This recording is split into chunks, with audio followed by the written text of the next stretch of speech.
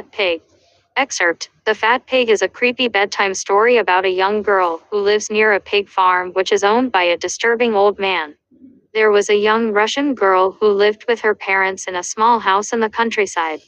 There were no other children living in the remote area, so she mostly spent her time playing alone in the fields.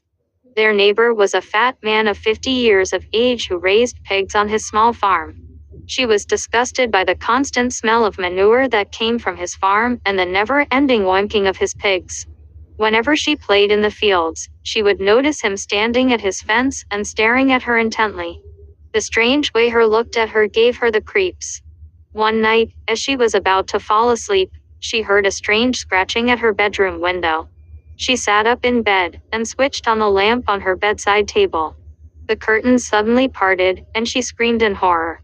There was a huge fat pig climbing in her bedroom window. Its hooves were scratching and scrabbling at the windowsill as it tried to pull itself up. She cried out for her parents as the pig struggled through the window and tumbled to the floor. It began squealing and jumped up onto her bed. The pig's dirty hooves pinned her to the mattress, and it started gnawing at her face and slobbering all over her. The terrified girl fought desperately to keep it from biting off her nose. Her face was covered in drool. Just then her father rushed into the room brandishing an axe.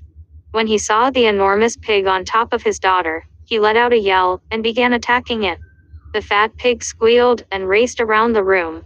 It lunged at the girl's father and knocked him to the floor with its weight. The axe flew out of his hands. He managed to grab hold of the pig's snout and poke it in the eyes. It retreated and began scrambling out the window. Just as it was about to get away, her father swung the axe and it stuck in the pig's back.